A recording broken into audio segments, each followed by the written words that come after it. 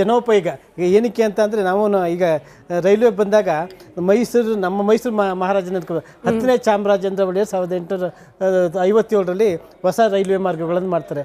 ಆಗ ನಿಮ್ಮ ಶಿವಮೊಗ್ಗ ಇರ್ಬೋದು, ಅಲ್ಲೆಲ್ಲ ಚಾಮರಾಜನಗರ ಈಗೆಲ್ಲರಿಗೂ ಇದು ಮಾಡಿದ್ರು. ಆವಾಗ ಏನು ಮಾಡಿದ್ರು ಅಂತ ಅಂದರೆ ಮೈಸೂರು ಮಹಾರಾಜರು ಇದನ್ನು ಅಲ್ಲಿ ಇದಾಕಬೇಕಲ್ಲ, ರೈಲ್ವೆ ಟ್ರ್ಯಾಕ್ ಹಾಕಬೇಕಲ್ಲ, ಎಲ್ಲಿ ಅದಕ್ಕೆ ಮರ ಕಡಿದ್ರೆ ಇದಾಗುತ್ತೆ, ಪರಿಸರ ನಾಶ ಆಗುತ್ತೆ ಅಂತ ಬರ್ಮಾದಿಂದ ರಂಗೂನ್ ಅಂತ ಹೇಳಿದೆ. ರಂಗೂನಿಂದ ಒಂದು ಮರನ ಕಡಿಮೆ ದರ್ಜೆಗೆ ಕಡಿಮೆ ಕಾಸ್ಟಿಗೆ ತಂದು ಇಲ್ಲಿ ಹಾಕ್ತಾರೆ. ಹಾಗಾಗಿ ಅವ್ರಿಗೆ ನೋಡಿ ಭಾರತದ ಆರ್ಥಿಕ ವ್ಯವಸ್ಥೆ ಬಗ್ಗೆ ಶಿಸ್ತೊಂದು ಇರೋದ್ರ ಬಗ್ಗೆ ಹೇಳ್ತಿದ್ದೆ. ರಂಗೂನ್ ಅಂತ ಹೇಳಿದೆ, ಬರ್ಮಾದಿಂದ ರಂಗೂನಿಂದ ತಂದು ಅದನ್ನು ಮಾಡ್ತಾರೆ. ಆಮೇಲೆ ಅವ್ರ ಕಾಲದಲ್ಲಿ railway track Mysuru to Bengaluru railway track ಆಗಬೇಕಾದ್ರೆ ಹೇಳ್ತೀರಿ, ಈ ಸಂದರ್ಭ ಹೇಳಲೇಬೇಕಾಗತ್ತೆ. ರೈಲ್ವೆ ಟ್ರ್ಯಾಕ್ ಸಂದರ್ಭದಲ್ಲಿ ಬರಗಾಲ, ಆಗ ಕೂಲಿಗಾಗಿ ಕಾಳು ಅಂತ ಈಗ ಏನು ಮಾಡ್ತೀವಿ, ಆವಾಗಲೇ ಕೂಲಿಗಾಗಿ ಕಾಳುವಂಥ ಯೋಜನೆಯನ್ನು 10ನೇ ಚಾಮರಾಜೇಂದ್ರ ಒಡೆಯರ್ಗೆ ಉದ್ಯೋಗ ಬೇಕು ಮತ್ತು ಅವ್ರಿಗೆ ಆಹಾರ ಬೇಕು.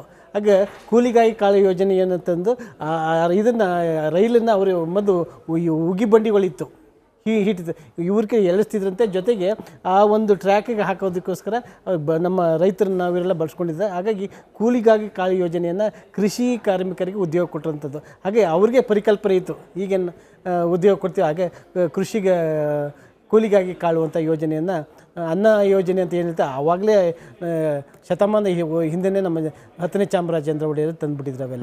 ನಿಜ. ನಾವು ಹಿಂದೆ ಅಂದರೆ ಮೈಸೂರು ಒಡೆಯರ ವಿಚಾರದಲ್ಲಿ ಒಂದಷ್ಟು ರಾಜಕೀಯ ಹೇಳಿಕೆಗೆ ಬಂದು ವಿವಾದ ಆದಾಗಲೂ ಕೂಡ ಚರ್ಚೆ ಮಾಡ್ತಿದ್ವಿ.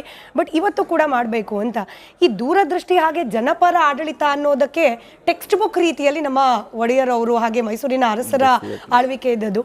ಈಗಿನ ರಾಜಕಾರಣಿಗಳು ಪಕ್ಷ ಹಾಗೆ ವೋಟ್ ಬ್ಯಾಂಕ್ ರಾಜಕಾರಣದ ದೃಷ್ಟಿಯಿಂದ ಏನೇ ಮಾತನಾಡ್ತಾರೆ ಹೊರತು ಜನರಿಗೆ ಆದ್ಯತೆ ಮೊದಲು, ಅದಾದ ನಂತರದಲ್ಲಿ ಬಾಕಿ ಎಲ್ಲ ಅನ್ನೋದನ್ನ ಅಕ್ಷರಶಃ ಪಾಲಿಸಿದವರು ಮೈಸೂರು ಸಂಸ್ಥಾನದ ಒಡೆಯರು ಅಂತ ಹೇಳಿ. ಈ ವಿಚಾರದಲ್ಲಿ ನೋಡ್ತಾ ಹೋದ್ರೆ ನೋಡಿ, ರೈಲ್ವೆನೇ ಹೇಳಿದ್ರು ಲಕ್ಷ್ಮೀಕಾಂತ್ ಸರ್ ಅವರು. ನಿಜವಾಗಿಯೂ ಯಾಕೆಂದರೆ ಇನ್ನೂ ಒಂದು ಇದಕ್ಕೆ ಒಂದು ಆ್ಯಡಪ್ ಮಾಡ್ತೀನಿ ನಾನು ಅವ್ರಿಗೆ. ಬೆಂಗಳೂರಿನ ರೈಲ್ವೆ ಸ್ಟೇಷನ್ನ ಕಟ್ಟಿಸ್ತಂಥವ್ರು 10ನೇ ಚಾಮರಾಜ ಒಡೆಯರ್ ಅವರು. ಬೆಂಗಳೂರಿನ ರೈಲ್ವೆ ಸ್ಟೇಷನ್ ನಿರ್ಮಾಣ ಮಾಡಲಿಕ್ಕೆ ಅವಾಗ ಕೂಲಿಗಾಗಿ ಕಾಳು ಇದೇ ರೀತಿ ಸರ್ ಹೇಳಿದ ರೀತಿಯಲ್ಲಿ ಪಾಪ ಆವಾಗ ರೈತರೆಲ್ಲ ಬರಬಂದು ಯಾವುದೇ ಕೆಲಸ ಕಾರ್ಯಗಳಿಲ್ಲದೆ ಪರಿತಪಿಸ್ತಾ ಇರ್ತಾರೆ. ಅವರಿಗೆ ಈ ಕೆಲಸಗಳನ್ನ ಕೊಡ್ತಿ ರೈಲ್ವೆ ಸ್ಟೇಷನ್ನು ಮತ್ತು ರೈಲ್ವೆ ಲೈನ್ಗಳನ್ನ ನಿರ್ಮಾಣ ಮಾಡಿ. ಮತ್ತು ಇನ್ನೊಂದೇನೆಂದರೆ ಈ ಸಂಸ್ಥಾನ ಟಿಪ್ಪು ನಂತರದಲ್ಲಿ ಬ್ರಿಟಿಷರು ಈ ನಮಗೆ ಹಳೆ ಮೈಸೂರು ಭಾಗವನ್ನು ಮಾತ್ರ ಕೊಡ್ತಾರೆ. ಸುಮಾರು ಒಂದು 9 ಜಿಲ್ಲೆಗಳನ್ನ ಕೊಡ್ತಾರೆ, including Mysuru, Bengaluru, Kolar, Tumakuru, Chikkamagaluru, up to Davanagere, Jagaluru ತನಕ. ಸೊ ಅಲ್ಲಿ ಕೊಡಬೇಕಾದ್ರೆ ಈ ಬೀರೂರು ಮತ್ತು ಈ ಕಡೆ ಶಿವಮೊಗ್ಗ ಭಾಗದಲ್ಲಿ ಏನಿದೆ ಅಲ್ಲಿನ ಜನಗಳಿಗೆ ಆಹಾರ ಸಾಮಗ್ರಿ, ಈಗ ಮೈಸೂರು ಬೆಂಗಳೂರು ರೈಲ್ವೆ ಇತ್ತು, ಮೈಸೂರು ಚಾಮರಾಜನಗರ ರೈಲ್ವೆ ಇತ್ತು, ಇವೆಲ್ಲವೂ ಇತ್ತು.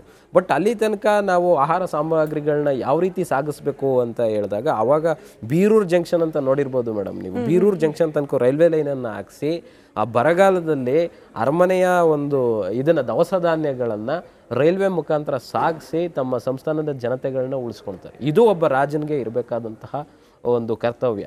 ಈಗ ಇವತ್ತಿನ ರಾಜಕಾರಣಿಗಳು ರಾಜಕಾರಣವನ್ನು ಮಾಡ್ತಾ ಹೋದರೆ, ಆದರೆ ಮೈಸೂರಿನ ಮಹಾರಾಜರು ಯಾವತ್ತೂ ಕೂಡ ಒಂದು ಜಾತಿ, ಒಂದು ಜನಾಂಗ, ಒಂದು ಧರ್ಮ, ಬಡವ ಶ್ರೀಮಂತ ಈ ಥರದ್ದು ಯಾವುದು ಎಲ್ಲವನ್ನು ಮೇಲೆತ್ತದಂಥವ್ರು ಮೈಸೂರು ಮಹಾರಾಜ. ಇದಕ್ಕೆ ಅನ್ಸತ್ ನೋಡಿ, ಈಗ ರಾಜಪ್ರಭುತ್ವ ಕಳೆದು ಹೋಗಿ ಎಷ್ಟೋ ದಶಕಗಳಾಗ್ತಾ ಬರ್ತಿದೆ. ಬಟ್ ಈಗಲೂ ಮೈಸೂರು ಭಾಗದ ಜನರಿಗೆ ಯದುವೀರ್ ಅವರನ್ನ ಸಂಸದರು ಅನ್ನೋದಕ್ಕಿಂತ ಹೆಚ್ಚಾಗಿ ಮಹಾರಾಜರು ಅಂತ ಹೇಳಿ ನೋಡ್ತಾರೆ.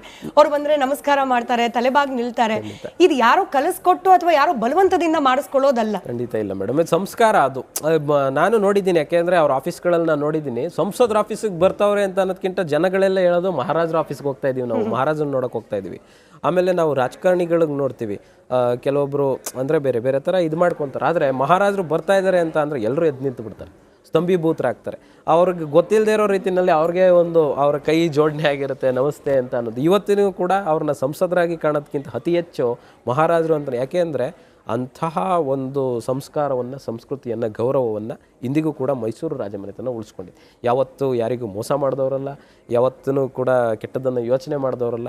ಇವತ್ತಿಗೂ ಕೂಡ ಅರಮನೆಯಲ್ಲಿ ಸಾಂಕೇತಿಕವಾಗಿ ದಸರಾಗಳು ನಡೀತಿದೆ. ಏನಕ್ಕೆ ನಡೀತಿದೆಯಪ್ಪ ಅಂತ ಅಂದರೆ ಈ ರಾಜ್ಯದ ಜನತೆಗೋಸ್ಕರ ನಡೀತಿದೆ. ರಾಜ್ಯದ ಜನತೆಗೆ ಏಳಿಗೆಗೋಸ್ಕರ, ಉತ್ತಮವಾಗಿ ಮಳೆ ಆಗಲಿ, ಬೆಳೆ ಆಗಲಿ ಅನ್ನುವಂತಹ ಒಂದು ಸಂಕಲ್ಪವನ್ನು ಮಾಡೇ ಅರಮನೆಯಲ್ಲಿ ಮಹಾರಾಜರು ಪೂಜೆ ಮಾಡ್ತಾರೆ. ಹಾಗಾಗಿ ಇವತ್ತಿಗೂ ಕೂಡ ನೋಡಿ, ಎಷ್ಟೊಂದು ಬೆಂಗಳೂರಿಗೆ KR ಮಾರ್ಕೆಟನ್ನು ನಿರ್ಮಿಸಿದಂಥವ್ರು ನಾಲ್ವಡಿ ಕೃಷ್ಣರಾಜ ಒಡೆಯರ್ ಅವರು. HALದು ಒಂದು ಅಲ್ಲಿ ನೋಡಿದ್ರಿ ನೀವು, ಇವತ್ತು ಹೋಗ್ತಿದೆ ಸ್ತಬ್ಧ ಚಿತ್ರ. ಆ HALನ ನಿರ್ಮಾಣ ಮಾಡಿದಂಥವ್ರು ಕೂಡ ನಾಲ್ವಡಿ ಅವರು ಮತ್ತೆ ಜಯಚಾಮರಾಜೇಂದ್ರ ಒಡೆಯರ್ ಅವರು. ಆದರೆ ವಿಪರ್ಯಾಸ ಏನಪ್ಪಾ ಅಂತ ಅಂದರೆ ಅವರ ಹೆಸರುಗಳಲ್ಲಿ ಒಂದು ಏರ್ಪೋರ್ಟ್ ಇಲ್ಲ ಇವತ್ತಿನ ಕೂಡ. ನಮ್ಮಲ್ಲಿ ನಮ್ಮ ಆಳುವ ಸರ್ಕಾರಗಳಲ್ಲಿ ಕೃತಜ್ಞತಾ ಮನೋಭಾವ ಎಷ್ಟಿದೆ ಅನ್ನೋದಕ್ಕೆ ಇದೊಂದು ಜ್ವಲಂತ ಉದಾಹರಣೆ ಮೇಡಮ್, ನಿಜವಾಗ್ಲೂ. ಯಾಕೆಂದರೆ ಇವತ್ತು ನಾವು ಉತ್ತಮವಾದಂಥ ರಸ್ತೆಗಳಿದೆ ಅಂತ ಅಂದರೆ ಅದಕ್ಕೆ ಮೈಸೂರು ಮಹಾರಾಜರು ಕಾರಣ. ಇವತ್ತು ಉತ್ತಮವಾದಂಥ ರೈಲ್ವೆ ವ್ಯವಸ್ಥೆ ಇದೆ, MRA ಮೈಸೂರು ರೈಲ್ವೆ ಅಂತ ಇತ್ತು ಅವತ್ತಿನ ಕಾಲದಲ್ಲಿ, ಅದಕ್ಕೆ ಅವ್ರ ಕಾರಣ. ಇವತ್ತು ವಿಮಾನಗಳಿದೆ ಅಂತ ಅಂದರೆ ಸರ್ದಾರ್ ವಲ್ಲಭಭಾಯ್ ಪಟೇಲ್ ಅವ್ರಿಗೆ ತಮ್ಮ ಒಂದು ಖಾಸಗಿ ವಿಮಾನವನ್ನು ಕೊಟ್ಟಿರ್ತಾರೆ ಜಯಚಾಮರಾಜೇಂದ್ರ ಒಡೆಯರ್ ಅವರು. ಯಾಕಪ್ಪ ಅಂತ ಅಂದರೆ ಇಡೀ ಭಾರತದಲ್ಲಿ 526ಕ್ಕೂ ಹೆಚ್ಚು ಸಂಸ್ಥಾನಗಳಿರ್ತವೆ, ಅವನ್ನೆಲ್ಲ ಕೂಡ ಇಂಡಿಯನ್ ಯೂನಿಯನ್ಗೆ ಸೇರಿಸ್ಬೇಕಾಗಿರುತ್ತೆ. ನೀವು ಹೆಂಗೆ ಓಡಾಡ್ತೀರಿ, ಭಾರತ ತುಂಬ ದೊಡ್ಡದು ಅಂತೇಳಿ ತಮ್ಮ ಇದನ್ನು ಪೈಲಟನ್ನು ಕೊಟ್ಟು ಮತ್ತು ಪ್ಲೇನನ್ನು ಅವರ ಜೆಟ್ಟನ್ನು ಕೊಟ್ಟು ಇದಕ್ಕೆ ಹೆಲ್ಪ್ ಮಾಡ್ತಾರೆ. ಇವತ್ತು ಇಡೀ ಇಂಡಿಯನ್ ಯೂನಿಯನ್ ಒಂದಾಗಿದೆ ಅಂತ ಅಂದರೆ ಅದಕ್ಕೆ ಪ್ರಮುಖವಾದಂಥ ಕಾರಣ ಜಯಚಾಮರಾಜೇಂದ್ರ ಒಡೆಯರ್. ನಾವು ಅವ್ರನ್ನ ಯಾವತ್ತೂ ನೆನ್ಕೋಬೇಕು. ಅವರ ದೂರದೃಷ್ಟಿ ಎಷ್ಟಿತ್ತಪ್ಪ ಅಂತ ಅಂದರೆ 5 years ಪ್ಲಾನ್ ಅಂತ ಏನಿದೆ ಅದನ್ನ ಫಸ್ಟ್ ಇಂಟ್ರೊಡ್ಯೂಸ್ ಮಾಡಿದ್ದು ಜಯಚಾಮರಾಜೇಂದ್ರ. ಪಂಚವಾರ್ಷಿಕ ಯೋಜನೆ ಅಂತ ಪಂಚವಾರ್ಷಿಕ ಯೋಜನೆ ಅಂತ ಜಯಚಾಮರಾಜೇಂದ್ರ. ಅದನ್ನ ನೆಹರು ಅವರು ನೆಕ್ಸ್ಟ್ ಸ್ವತಂತ್ರ ನಂತರದಲ್ಲಿ ಆಫ್ಟರ್ 1950 ಇಂಪ್ಲಿಮೆಂಟ್ ಮಾಡಿಕೊಂಡ್ರು. 5 ವರ್ಷಕ್ಕೆ ಇಷ್ಟು ನಾವು ಏನು ಮಾಡಬೇಕು, ಕೈಗಾರಿಕೆ ಅಭಿವೃದ್ಧಿ ಮಾಡಬೇಕು, ನಾನು ಇನ್ನೊಂದು ಕ್ಷೇತ್ರ ವಿದ್ಯಾಭಿವೃದ್ಧಿ ಮಾಡಬೇಕು, ಇದೆಲ್ಲವನ್ನು ಕೂಡ ಜಯಚಾಮರಾಜೇಂದ್ರ ಒಡೆಯರ್ ಅವರು. ಅವ್ರಿಗೆ ಸಿಕ್ಕಿದಂಥದ್ದು 7 ವರ್ಷ ಅಷ್ಟೇ, 1940ರಿಂದ 1947. ಅದರಲ್ಲೂ ಎಷ್ಟೋ ಈ ಮೈಸೂರು ಚಳವಳಿ ಇದ್ರ ಚಳವಳಿ ಇವೆಲ್ಲ ಪಾಪ ಅವರಿಗೆ ಸರಿಯಾದ ರೀತಿಯಾದಂಥ ಆಡಳಿತ ಮಾಡೋಕ್ಕೆ ಬಿಡಲಿಲ್ಲ. ನಿಜವಾಗಿಯೂ ಮೈಸೂರು ಇವತ್ತು ನಾವು ಹಳೆ ಮೈಸೂರು ಭಾಗದವರು ಇಷ್ಟು ಉತ್ತಮವಾಗಿ ಚೆನ್ನಾಗಿದ್ದೀವಿ ಅಂತ ಅಂದರೆ ಅದಕ್ಕೆ because of Mysuru Kingdom madam. ನಿಜವಾಗಿ ನಾವು ಈಗ ಆತ್ಮನಿರ್ಭರ ಭಾರತ ಸ್ತಬ್ಧ ಚಿತ್ರ ಕೂಡ ಇದೆ, ಹಾಗಾಗಿ ನೆನಪಾಯಿತು. ಈಗ ಆತ್ಮನಿರ್ಭರ ಭಾರತ ಬೇರೆ ದೇಶಗಳ ಮೇಲಿನ ಅವಲಂಬನೆ ಕಡಿಮೆ ಮಾಡ್ಕೊಳ್ಬೇಕು, ಇತ್ತೀಚೆಗೆ ಒಂದು 10 ವರ್ಷದಿಂದ ಹೆಚ್ಚು ಚರ್ಚೆಗೆ ಒಳಪಡ್ತಾ ಇರೋದು. ಆದರೆ ಮೈಸೂರು ಸಂಸ್ಥಾನ ವಾಸ್ ಆತ್ಮನಿರ್ಭರ ಬ್ಯಾಕ್ ದೆನ್ ಅಂತ ಹೇಳಿ ಸ್ವತಂತ್ರ ಪೂರ್ವದಲ್ಲಿ ಹೇಳಿದೆ. ಅದಕ್ಕೆ ಹೇಳ್ತೆ ಅರಸೊತ್ತಿಗೆಯ ಮೂಲಕ ಪ್ರಜಾಪ್ರಭುತ್ವ ವ್ಯವಸ್ಥೆಯನ್ನು ಜಾರಿಗೆ ತಂದಂತಹ ಏಕೈಕ ಜೀವಂತ ಪರಂಪರೆ ಇರುವಂಥ ಸಂಸ್ಥಾನ ಮೈಸೂರು ಸಂಸ್ಥಾನ. ಜನೋಪಕಾರಿ ಕೆಲಸವನ್ನು ಮಾಡಿದ್ದಾರೆ. ನೀವು ನೋಡಿರಬೇಕು, ನಮ್ಮ ವಿದ್ಯುತ್ ತಯಾರಿ ನಾವೇ ಮಾಡ್ಕೋಬೇಕು. ಹಾಗೆ ಜಲವಿದ್ಯುತ್ತನ್ನು ಹರಿದೋಗ್ತಕ್ಕಂಥ ಕಾವೇರಿಗೆ ಕಣ್ಣಂಬಾಡಿ ಕಟ್ಟಿ ನಮ್ಮ ಮಂಡ್ಯ ಜಿಲ್ಲೆಗೆ ಕೃಷಿ ಭೂಮಿಗೆ ಲಕ್ಷಾಂತರ ಕೃಷಿ ಭೂಮಿಗೆ ಇದು ಕೊಟ್ಟರು. ವಿದ್ಯುತ್ಗೆ ಶಿವಸಮುದ್ರವನ್ನು ವಿದ್ಯುತ್ ಇದು ಮಾಡಿದ್ರು. ಹಾಗೆ HAL ಹೇಳ್ದಂಗೆ HAL ಇರ್ಬೋದು. ಆಮೇಲೆ ವಿದ್ಯಾಭ್ಯಾಸಕ್ಕೋಸ್ಕರ ಮೈಸೂರು ವಿಶ್ವವಿದ್ಯಾನಿಲಯವನ್ನು ಇದು ಮಾಡಿದ್ರು.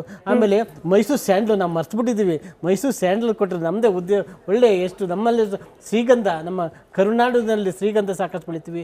ಅದನ್ನು ಇದು ಅರಗು ಮತ್ತು ಬಣ್ಣ ಮತ್ತು ಅರಗು ಇದು ಕಾರ್ಖಾನೆದು ನಮ್ಮ ಇಡೀ ವಿಶ್ವಕ್ಕೆ ಎಲ್ಲಿ ನಾವು ಇರಬೇಕು ಅಂದರೆ ಈಗ ನೋಡಿ, ಈಗಲೂ ಸಹ ಕೇಂದ್ರ ಸರ್ಕಾರದ ಎಲ್ಲ ಇಲಾಖೆಗಳು ಸಹ ನಮ್ಮ ಮೈಸೂರಿನಲ್ಲಿ ತೆಗೆದಿರುವಂಥ ಅರಗು ಮತ್ತು ಬಣ್ಣದ ಕೈಗಾರಿಕೆ ಅಂತ ಇರುವಂಥ ಶಾಯಿಯನ್ನು ಬಣ್ಣವನ್ನು ಬಳಸ್ತಾರೆ.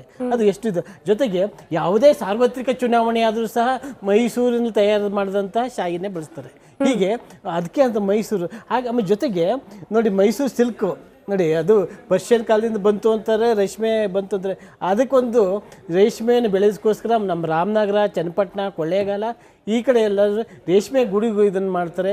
ರೇಷ್ಮೆ ಅದಕ್ಕೋಸ್ಕರ ಅಲ್ಲಿಂದ ರೇಷ್ಮೆ ತಯಾರಾದಂಥ ರೇಷ್ಮೆಗೆ ಒಂದು ಮಾರುಕಟ್ಟೆ ಮಾಡಬೇಕು. ಸಿಲ್ಕ್ ಫ್ಯಾಕ್ಟ್ರಿ ಮಾಡ್ತಾರೆ, ರೇಷ್ಮೆ ಬೆಳೀತಾರೆ. ಬೆಳೆದು ಮಾರುಕಟ್ಟೆ ಮಾಡಬೇಕಂತ ಹೇಳ್ಬಿಟ್ಟು ಅದಕ್ಕೆ ರೇಷ್ಮೆ ಫ್ಯಾಕ್ಟ್ರಿಯನ್ನು 1905ರಲ್ಲಿ ಸಿಲ್ಕ್ ಫ್ಯಾಕ್ಟ್ರಿ ಮಾಡ್ತಾರೆ. ಅದ್ರ ಜೊತೆಗೆ ನಮ್ಮ ಇನ್ನೊಂದು ಇಂಪಾರ್ಟೆಂಟ್ ವಿಚಾರಗಳು ಹೇಳ್ಬೇಕಂತಂದರೆ, ಮೈಸೂರಿಂದ ಏನೇ ಇದು ಕೆಲಸಗಳಾಗಬೇಕು ಅಂತ ಅಂದರೂ ಒಂದು ಕೃಷಿಗೆ ಆದ್ಯತೆಯನ್ನು ಕೊಡ್ತಾರೆ. ಆಮೇಲೆ ಇನ್ನೊಂದು ವಿಶೇಷವಾದಂಥ ನಾನು ಇನ್ನೊಂದು ಹೇಳಬೇಕಂತಂದರೆ, ಮೈಸೂರಿನ ಹೊಸ ಕಲ್ಪನೆಯನ್ನು ಕೊಟ್ಟದ್ದು 10ನೇ ಚಾಮರಾಜೇಂದ್ರ ಒಡೆಯರು. ಅವರು ಒಂದು ಸಲ ವಿದೇಶ ಇದಕ್ಕೆ ಹೋಗ್ತಾರೆ, ಚಿಕಾಗೋಗೆ